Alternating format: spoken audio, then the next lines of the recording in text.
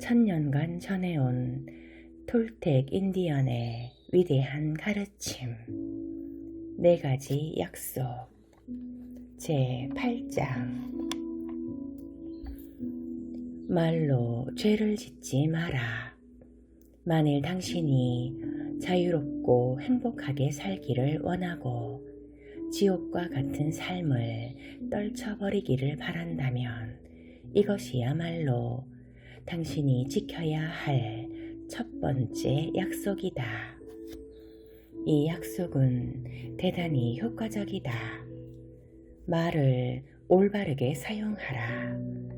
당신의 사랑을 나누어 갖는데 말을 사용하라.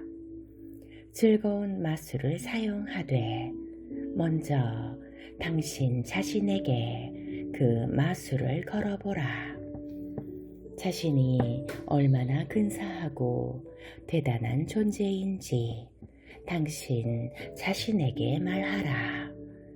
당신이 자신을 얼마나 많이 사랑하는지 스스로에게 말하라. 당신을 괴롭히는 온갖 자잘한 약속을 깨뜨리는데 말을 사용하라. 이것은 당신도 할 수 있는 일이다. 당신보다 조금도 나을 게 없는 내가 바로 그렇게 했으니 당신도 할 수 있다. 그렇다. 당신과 나는 손톱만큼도 다르지 않다. 당신이나 나나 똑같은 구조의 뇌와 신체를 지닌 사람이다. 내가 과거의 약속을 깨고 새로운 약속을 할 수 있었듯이 당신도 똑같이 할 수 있다. 내가 말로 죄를 짓지 않을 수 있다면 왜 당신이라고 안 되겠는가? 이 한 가지 약속만으로도 당신의 인생 전체를 바꿀 수 있다. 말로 죄를 짓지 않음으로써 당신은 개인의 자유뿐 아니라 엄청난 성공과 풍요로움도 얻을 수 있다. 아울러 모든 두려움을 떨쳐버리는 대신 그 두려움이 기쁨과 사랑으로 변화하는 것을 볼 수 있을 것이다. 말로 죄를 짓지 않음으로써 무엇을 이룰 수 있을지 상상해 보라. 말로 죄를 짓지 않음으로써 당신은 두려움의 꿈을 떨쳐버리고 지금까지와는 전혀 다른 삶을 살 수 있게 된다. 수많은 사람이 지옥 같은 삶을 살고 있는 와중에도 당신은 홀로 천국의 삶을 누릴 수 있다. 당신에게는 지옥에 대한 면역력이 있기 때문이다.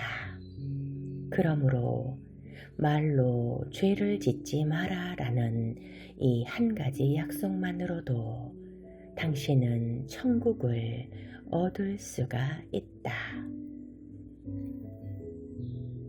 2번째 약속. 그 어떤 것도 자신의 문제로 받아들이지 마라. 이어질 3가지 약속은 모두 첫 번째 약속에서 비롯된 것이다.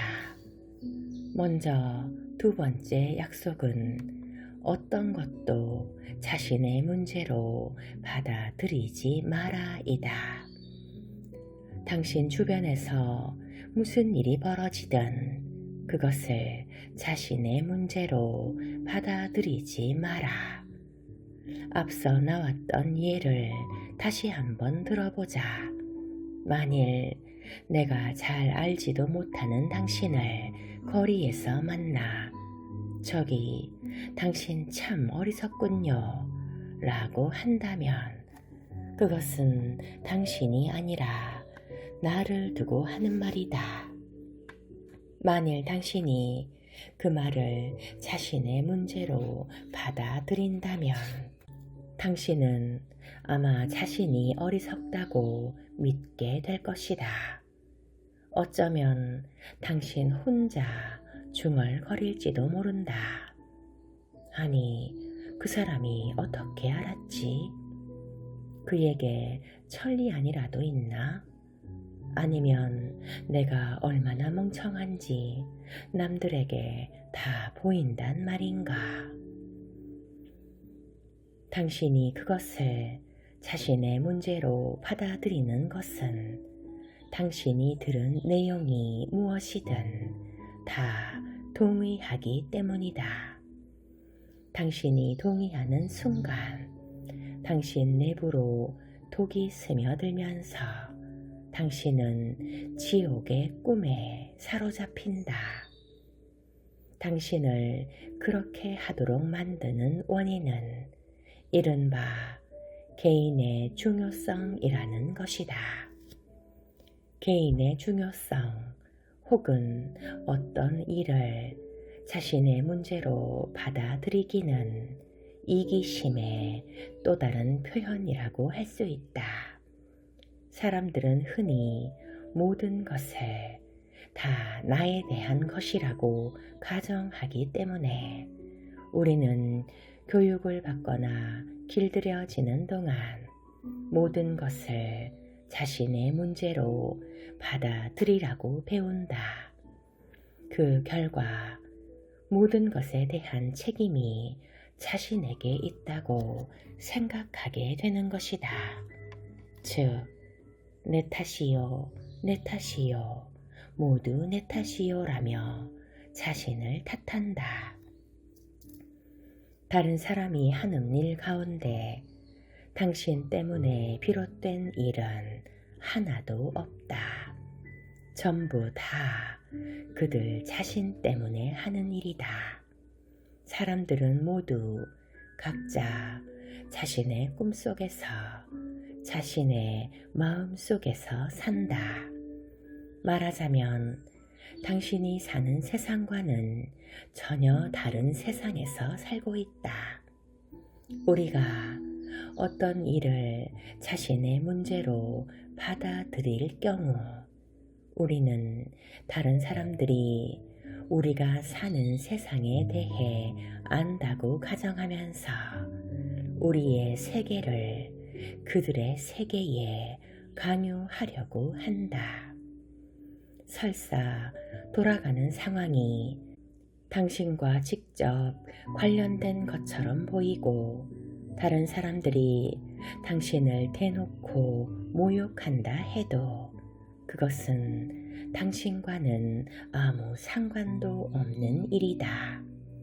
알고 보면 사람들의 말과 행동과 의견은 모두 그들이 자기 마음속의 약속에 따라 내세운 것일 뿐이다. 그들의 관점은 전부 그들이 길들여지는 과정에서 받아들인 개념이나 사고 방식에서 비롯된 것들이다.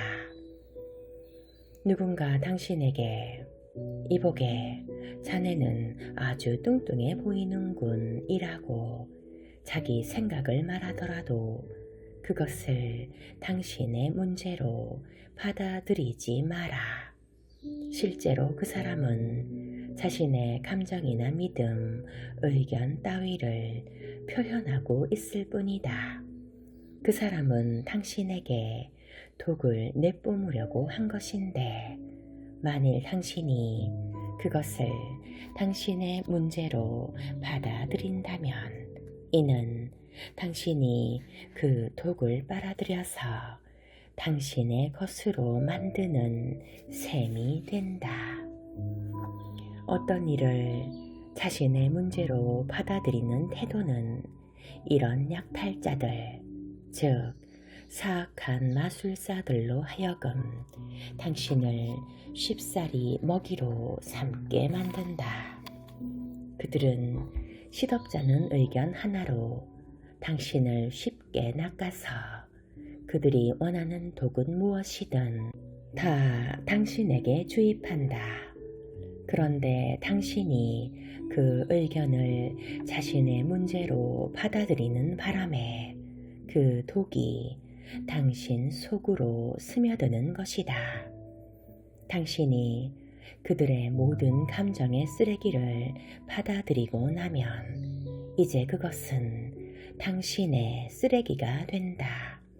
하지만 만일 그것을 자신의 것으로 받아들이지 않으면 당신은 지옥 한복판에서도 그 독의 영향을 조금도 받지 않는다. 이와 같은 독에 대한 면역력은 두 번째 약속이 주는 선물이다. 어떤 일을 자기 자신의 문제로 받아들이는 바람에 기분이 언짢아질 경우 당신은 자신의 신념을 옹호하기 위해 갈등을 불러일으키는 반응을 보이게 된다. 그 결과 별것도 아닌 일을 엄청난 일로 부풀린다. 당신만 옳고 다른 사람들은 다 틀리게 만들고 싶은 욕구 때문이다. 또한 다른 사람들에게 당신의 의견을 들이대면서 당신이 옳다는 것을 입증하려고 몹시 애를 쓴다. 다른 사람들과 마찬가지로 당신이 느끼고 행하는 것은 무엇이든 결국 당신의 개인적 꿈이나 약속들이 투영되거나 반사된 것에 불과하다. 당신의 말과 행동, 당신의 의견 등은 모두 당신이 예전에 맺은 약속들을 충실히 따르고 있다. 그러므로 이와 같은 당신의 의견은 나와는 아무 상관도 없다. 당신이 나에 대해 어떻게 생각하는가는 내게 조금도 중요하지 않으므로 나는 당신이 생각하는 바를 내 문제로 받아들이지 않는다. 사람들이 미겔, 네가 최고야 라고 말하든 미겔, 넌 최악이야 라고 말하든 전혀 개의치 않는다. 나는 알고 있다. 사람들이 기분이 좋을 때는 미겔, 넌 정말 천사 같구나 라고 말하다가도 나한테 열이 뻗치면 세상에 미겔, 넌 정말 악마야. 넌 진짜 역겨운 놈이야. 네가 어떻게 그런 소리를 할 수 있니? 라고 말한다는 것을. 나에 대해 누가 어떤 식으로 말하든 나는 조금도 영향을 받지 않는다. 내가 어떤 사람인지는 내가 가장 잘 알고 있기 때문이다. 나는 남들에게 굳이 인정받을 필요가 없다. 그러므로 남들이 나에게 미겔, 정말 훌륭한 일을 했구나 라든가 어떻게 그런 대단한 일을 할 수 있니? 라고 칭찬하는 소리를 들을 필요도 없다. 그렇다. 나는 그런 말을 나에 대한 것으로 받아들이지 않는다. 다른 사람들이 무슨 생각을 하고 어떻게 느끼든 그것은 모두 그들의 문제일 뿐 나의 문제는 아니다. 그것은 그들이 세상을 바라보는 방식이다. 다시 말해, 그 사람들은 내가 아니라 자기 자신을 상대하고 있는 것이므로 그것은 나와는 아무 상관도 없는 일이다. 따라서 그들이 나에 대해 생각하는 것도 사실상 나에 대한 것이 아니라 자기들 자신에 대한 것이다.